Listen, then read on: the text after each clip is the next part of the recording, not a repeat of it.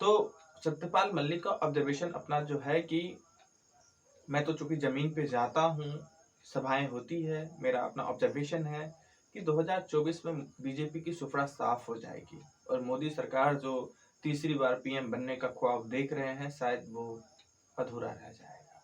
इस तरह से बीजेपी ने हिंदू मुस्लिम के बीच एक नई खाई पैदा की है। ये तो आजादी के वक्त भी नहीं था। जिस वक्त भारत आजाद हुआ 15 अगस्त 1947 को, उस वक्त भी जब पाकिस्तान भारत के हिस्से के तौर पे अलग हुआ मुस्लिम राष्ट्र के रूप में, उस वक्त भी भारत में इतनी घृणा, नफरत, द्वेष नहीं था। मैं रंजन यादव, मेरे इस यूट्यूब मंच पे आपका स्वागत है। अभी हाल फिलहाल में ही सत्यपाल मलिक राहुल गांधी को एक इंटरव्यू दिए हैं।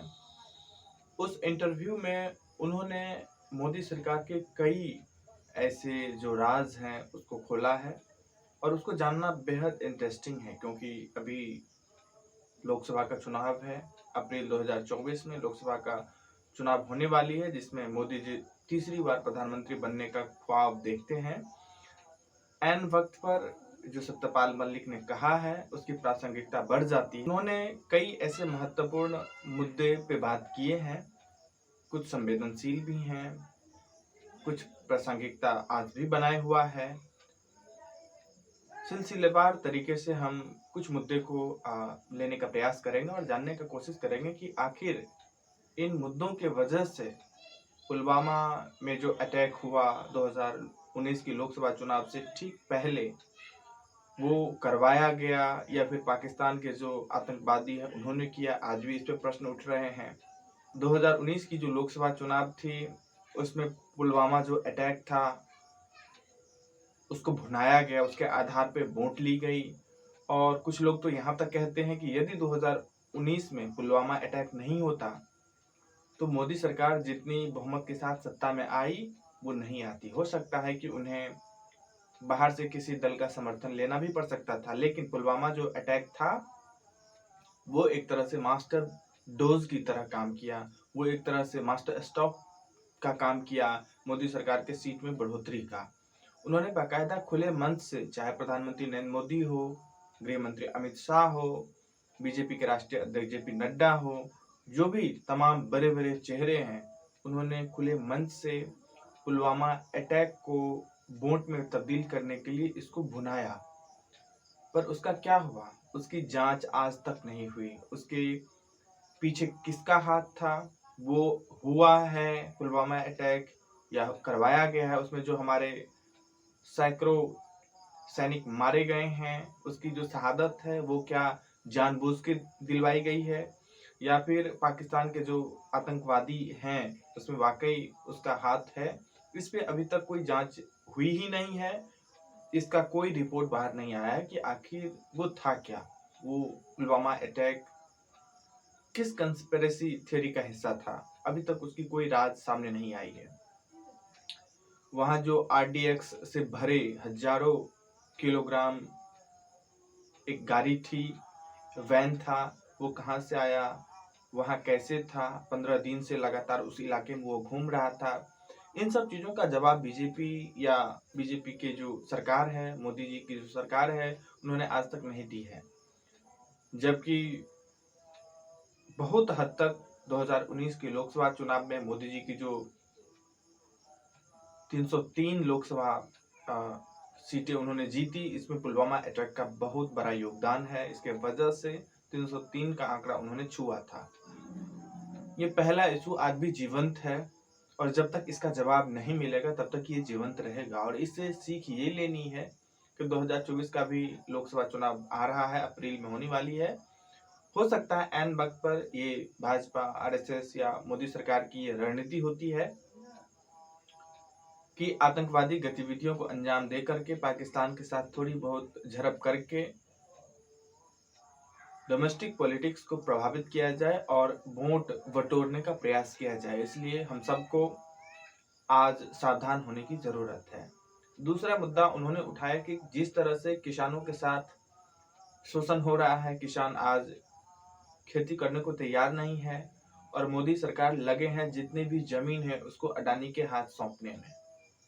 जो किसान कानून किसान बिल बना था, जिसमें वर्षों तक लगातार हरियाणा, पंजाब, वेस्टर्न यूपी, राजस्थान, इन सब इलाकों के जो किसान दिल्ली को चारों तरफ से घेरे हुए थे, उन पे भी उन्होंने खुल के कहा।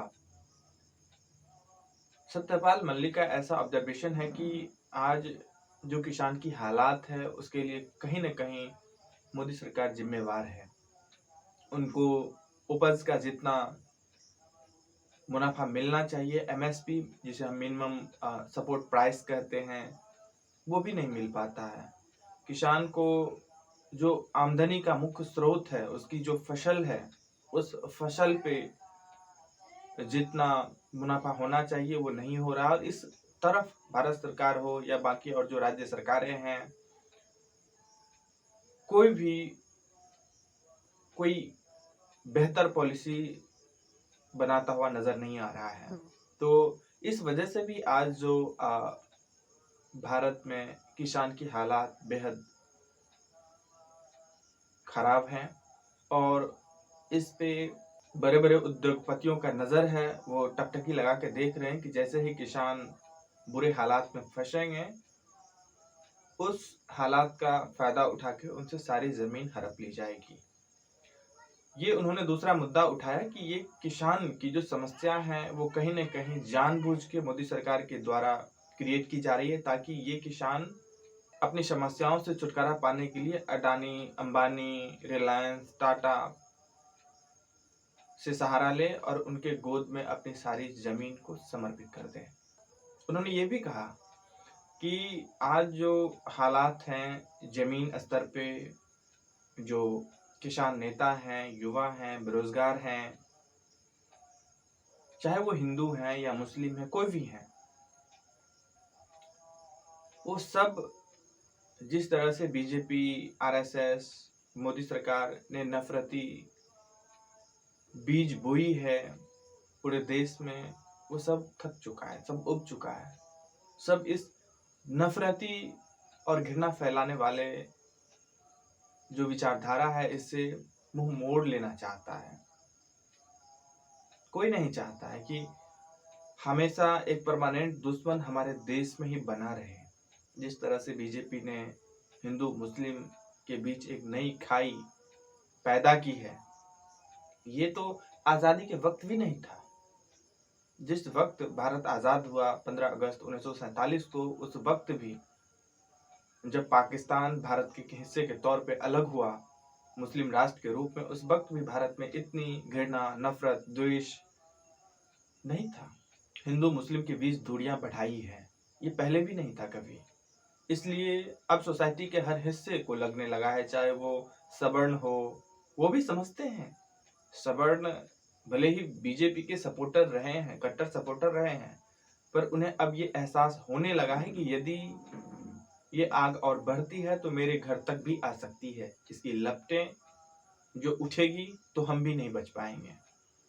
तो चाहे वो सवर्ण हो, ओबीसी हो, एससी एसटी हो, अल्पसंख्यक मुस्लिम कम्युनिटी के लोग हों, ये सब समझ चुके हैं। चाहे किसान हो, नौजवान हो, बेरोजगार हो, प्राइवेट कंपनी में नौकरी करने वाले एम्प्लॉय हो, वो भी जानते हैं कि किस तरह से प्राइवेट कंपनी इस मोदी सरकार के रेजिम में मेरा शोषण कर रहा है, वो भी समझते हैं। तो सत्यपाल मल्लिक का ऑब्जर्वेशन अपना जो है कि मैं तो चूंकि जमीन पे जाता हूँ, सभाएं होती है, मेरा अपना ऑब्जर्वेशन है कि 2024 में बीजेपी की सुफड़ा साफ हो जाएगी और मोदी सरकार जो तीसरी बार पीएम बनने का ख्वाब देख रहे हैं, शायद वो अधूरा रह जाएगा। आज बस इतना ही। अच्छा लगा हो तो प्लीज़ लाइक करें, जितना हो सके उतना शेयर करें, सब्सक्राइब करें। अपनी राय इस मुद्दे से जुड़ी जो भी आपकी हो, प्लीज़ कमेंट बॉक्स में ज़रूर दर्ज करें। Thank you.